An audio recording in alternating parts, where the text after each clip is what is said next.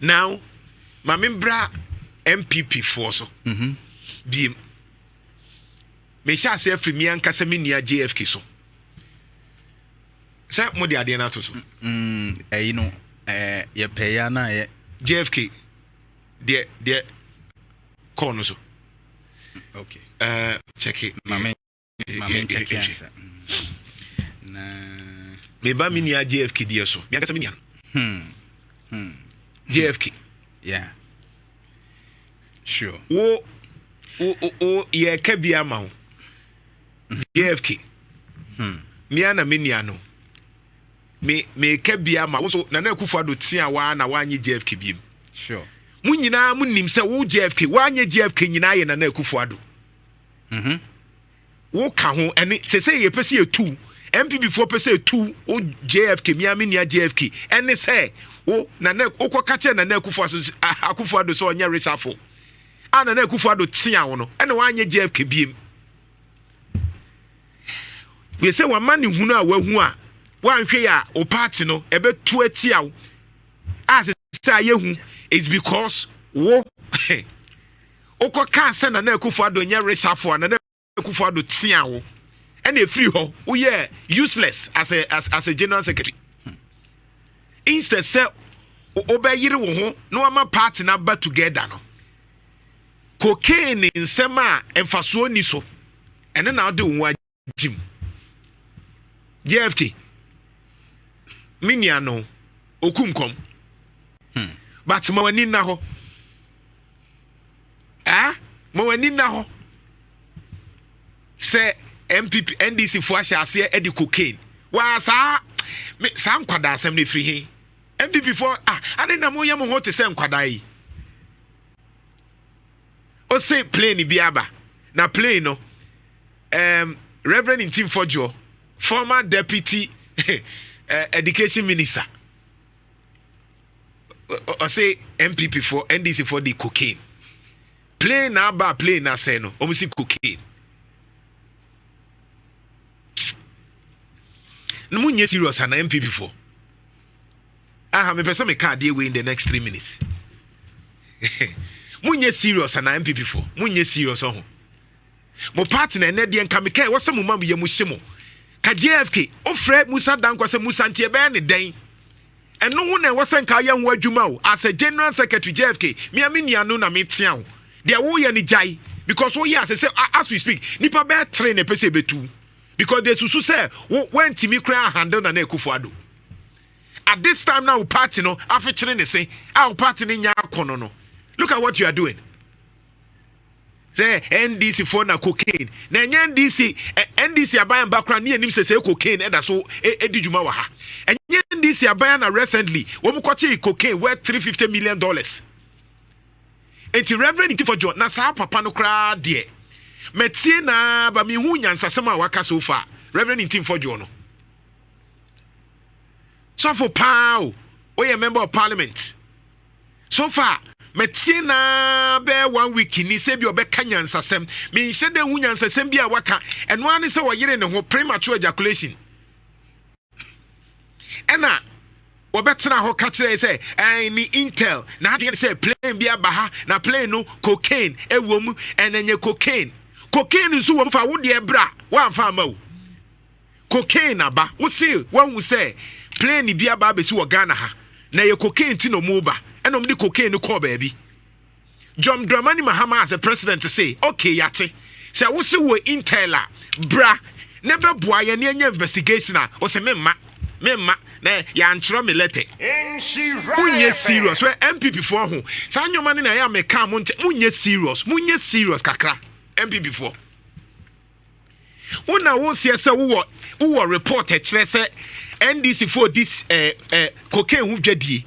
Enti plane bia be fifa sa cocaine na free Ghana akọ baabi na wa ba beka John Mahama say wate okay we a member of parliament o boa Ghana we MPP ni ba to do Ghana bra never boa security na kire wo de na wo a wo say wo ma wa kasa bia so wo ka bia nyansa bia anim me share them hunyansese bi a waka apart from amopa mo mechime aban wei o ka asem a o ye intolerant na me mutiri kra na ye ne yeso so mutiri kra na ye ne yeso so we are MP na yeso so na ka any serious jurisdiction president take ama order na Akufo-Addo nkobepne na Akufo-Addo tintintinti a wotimi mafia nkrofo kwacheche nkrofo ennyoma na Akufo-Addo wo krom ha jo mahama na ya na to de bia na koma yeda na ye mu bi na president nka wo kasa ansem hunu na woteto a wototo papa so no ke aba be soa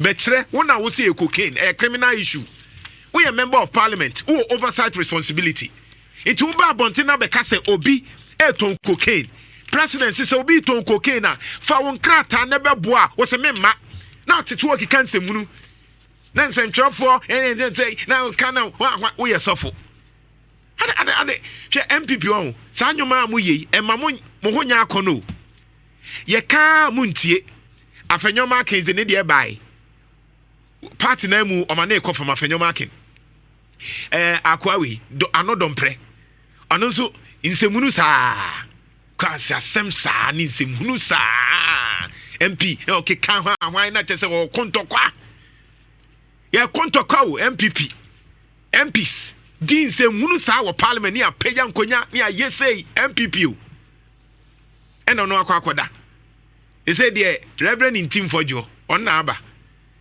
ni nyina nsa opeso ohu se Jo Mahama cocaine na sanse munu we for evidence bra bepem na is over 1 week nie ontimi mfa video bi a kire se eye ampase cocaine na general secretary a wa minia JFK o party dweriga o party gu MPP gu ye de betimi aboa wa se say party no enkofo dodo na ekwa NDC no also by ya now the aba say no to drug trafficking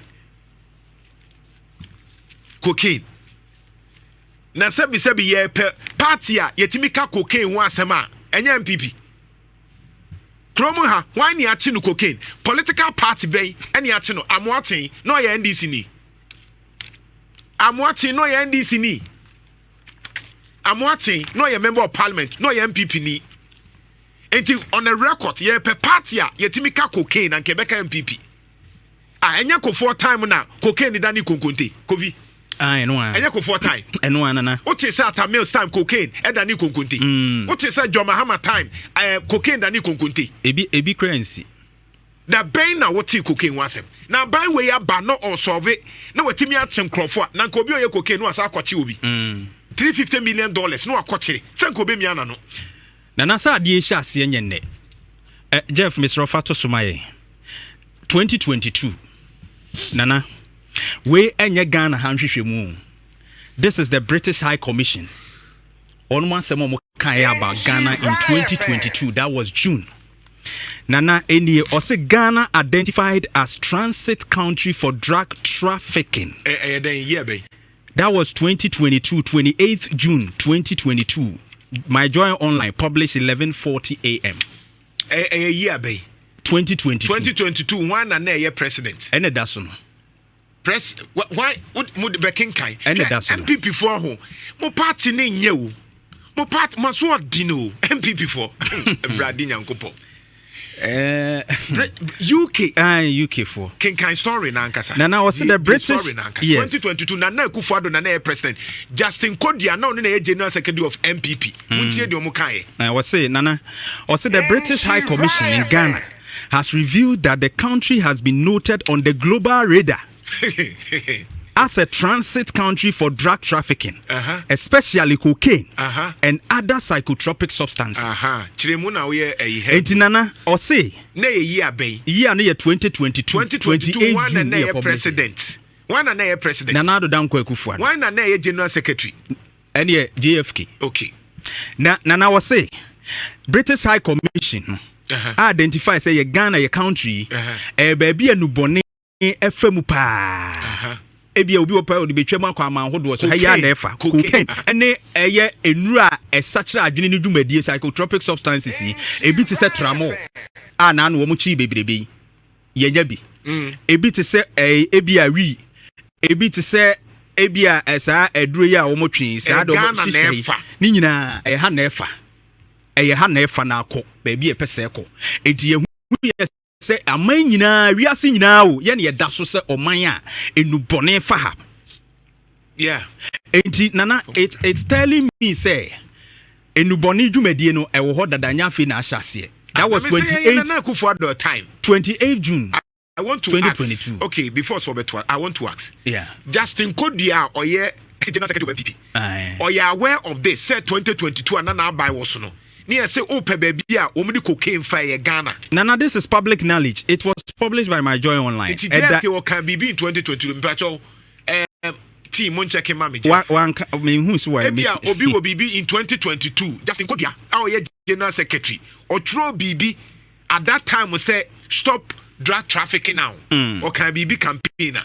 Me share me who na mpese me compare bibi to say bia o mo react ya na 2022 a story ne buy no we me yi say enekra wu ya kire me nim say story we kra sisi ya na me ko search ehunu na say da ho me anka so mo ka ni nyina me say me nya yi bia ba ne na me say no let me go into it and me hu say na ade we kra nye ne na ehya ya yakoda global radar na na kufa do time yes cocaine the cocaine e de fa ye twam ba ne ye nche.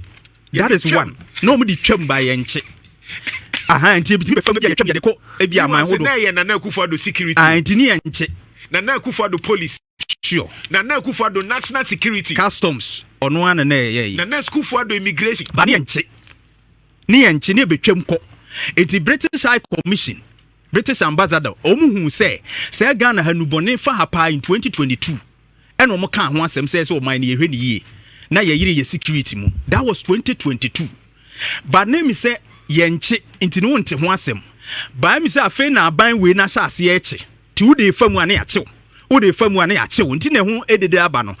Eti me na am agreeing say it's not aban we na ye because of 2022 the SCNT. But rather they are stopping it. Omo kache. Omo chi. Omo chi efamu ane omo chi. Nti ne yeti ni dede ba first no mutimi de fam. British High Commission e kanya me. Enti say utie me a on say nti na ya na MPP fo bi omo mpe asem because ye bekwa kwhwe nkra ye betwe nkra ta na ba enti me say o pe party a cocaine ye dey associate ye MPP enya NDC because there's no record I say John Mahama time 2012 to 2016 ye the cocaine ever ta John Mahama ye the cocaine ever ta MPP ko for time yeah, the cocaine ebatana na kufuado based on the story. Based on the story. Enti ni yetwi cocaine ni nyina fam yante. Na mom John Mahama ban aba na afi ye hu se nkofo bi nenem cocaine yate wo mo.